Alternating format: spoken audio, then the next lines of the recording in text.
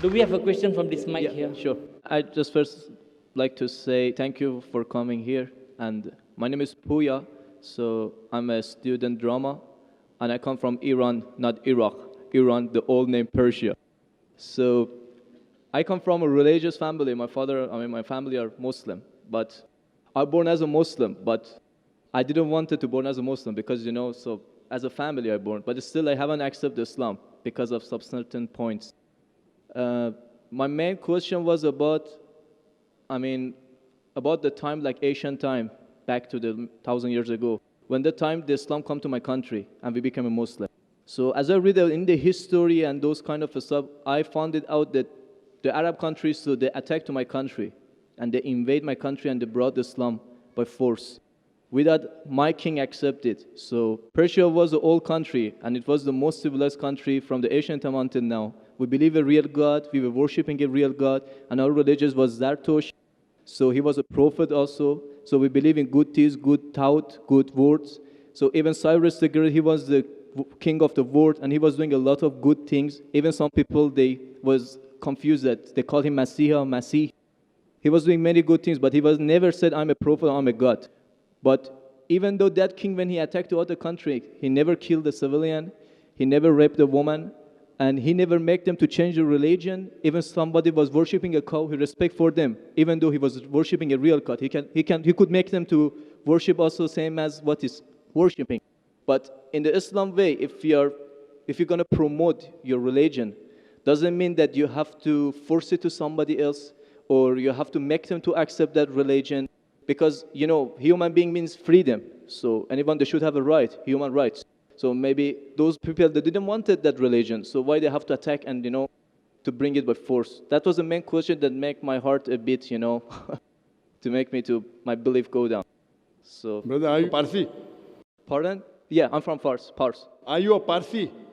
You mean Farsi? Are you a Parsi? Are you a Zoroastrian? No, I'm not following any religion. You don't belong to any religion. I don't believe. But you said your parents were? My parents are Muslim, but because of this confusion and stuff, I never try to follow the religion. I just believe in real God and doing the good things. So you believe in real God and good things. What are the good things? Where you get the good things from? Good things like I don't harm the others. Whatever I'm doing, not try to harm the others. That's the first thing. As much as you can do the good things, even helping the others, and believe in the real God, not worshiping a stone or leaf or whatever. And I believe God is single. But I didn't. So you have your own philosophy.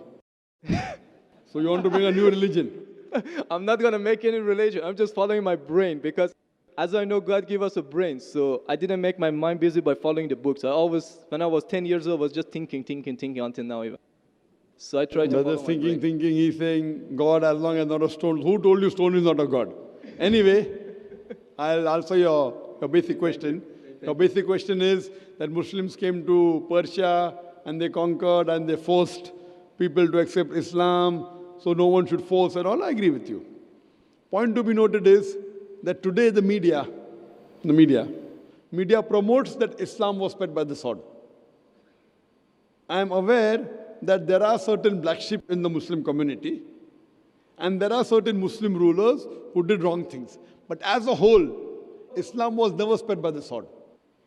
Islam was never spread by the sword. It's spread by sword. Sword. Sword means force. Force, yeah. Like you said, now Muslims came and conquered Persia, etc. You see everywhere it's happening. There are wars taking place. But in Islam, it's clearly mentioned in Surah Baqarah, chapter 2, verse number 256. La ikraha fid deen. There's no compulsion in religion. Truth stands out clear from error. What we see today, if we analyze that we Muslims, we were the lord of the Arab lands for more than 1400 years.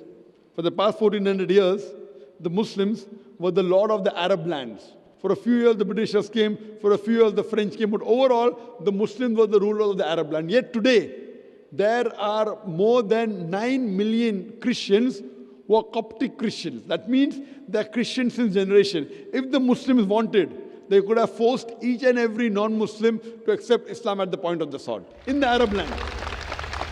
These more than 9 million Coptic Christians, they are giving Shahada. They are bearing witness that Islam was spread by the sword.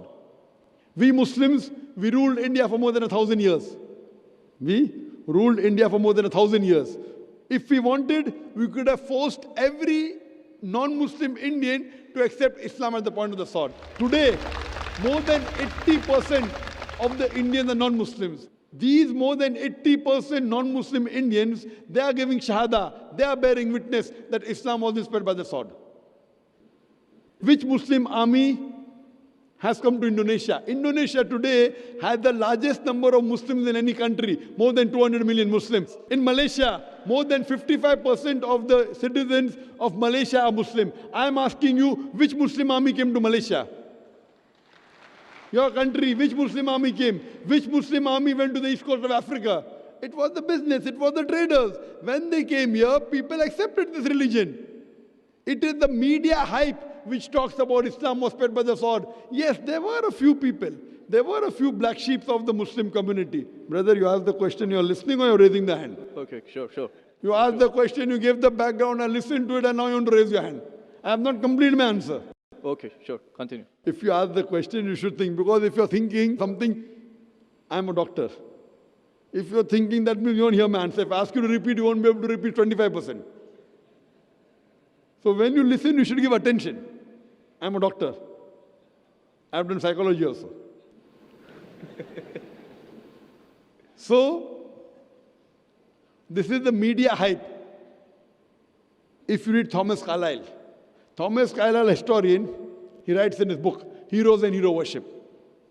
He puts number one hero prophet as Prophet Muhammad Sallallahu Alaihi Wasallam. He's a Christian. He says, if every new idea originates in one man's head, it dwells alone in the full world. It will do little good if he takes up a sword and propagates it. You have to first get your sword. He's talking about sword of intellect. There was a survey done in the Plain Truth magazine, a survey in the increase of the major world religions in a span of 50 years. In a span of 50 years, from 1934 to 1984. In a span of 50 years, the increase in the major world religion. It came in Reader Digest, Almanac Yearbook, 1984. Number one maximum increase in religion, it's Islam, 235%. Christianity, only 47%. I am asking you, which war took place between 1934 and 1984, which forced the non-Muslim to accept Islam? Which war? Which war? Today, leave aside the past. Today, the fastest growing religion in America is Islam. The fastest growing religion in Europe is Islam. I am asking you, who's forcing the Americans to accept Islam? Who's forcing the Europeans to accept Islam? You were not there born. Were you present in the past? Arabs came to my land and forced. Where were you present? This is history. Many things in history is false. So that's what? Okay. A very famous historian, Dilese O'Leary, he writes in the book, Islam at the Crossroad, page number 8. He says, history makes it clear that the legend of fanatical Muslims sweeping across the world, forcing Islam at the point of the sword, is the most fantastic, absurd myth that historians ever repeated. Who says that? Dilese O'Leary. History makes it clear that the legend of fanatical Muslims forcing Islam at the point of the sword over conquered races is the most fantastic, absurd myth that historians ever repeated. This is just in the media today. Muslim terrorist. I am asking you, did any Muslim attack you in this country? No, never. But the media says Muslims are terrorists. Yeah, media is just nonsense. Yes, same way your history is also nonsense. When media is nonsense, the history is also nonsense. Some is correct, some is wrong. That's the reason, if you hear the answer, I would like to end my answer with the quotation of Dr. Adam Pearson. Dr. Adam Pearson says that people who worry that one day nuclear weaponry will fall in the hands of the Arabs, they fail to realize that the Islamic bomb has already been dropped. The bomb of peace. It fell the day Prophet Muhammad, peace be upon him, was born. Okay, thank you, doctor, for your answer. But the point is, I didn't get the right answer because that's not media, that's history. And history is not something that can be written the false way, because if it be written in a false way, it can be changed. But that was the true history in all over the world and is written every Brother, did you places. hear my quotation of Deleuze O'Leary? Can you repeat it? Repeat what? Repeat Deleuze O'Leary's quotation. I said it twice, not once, twice. Most of my answer was once. I said twice. Now repeat it. Repeatedly 50%. So what's the point of repeating that word? I want to know whether it went into your head or not. No, because that's what is in my head that is a history first thing. I am asking you, can you repeat the statement, the answer which I gave earlier? If you cannot repeat, that means it's useless me repeating the answer. You're not listening to me. You're thinking something. No, I'm listening to you. You're Can saying you repeat? that is made, that is false, Can you that's the history. repeat the statement of Deleuze O'Leary, a very famous historian? No, I can't. I'm saying it for third time. Listen to it and go behind the queue. Deleuze O'Leary says that history makes it clear the legend of fanatical Muslims forcing Islam at the point of the sword over conquered races is the most fantastic, absurd myth that historians have ever repeated. Deleuze O'Leary says history has been telling falsehood, and you're saying history, I believe in history. Deleuze O'Leary is saying that what history says that Muslims are forcing Islam at the point of the sword is the most fantastic myth that historians have repeated. So you have got influenced by the myth. So now think it's a myth and forget it and believe in the fact. The fact is you read the Quran and inshallah I want you to revert to Islam. Revert back to the religion of your parents, inshallah.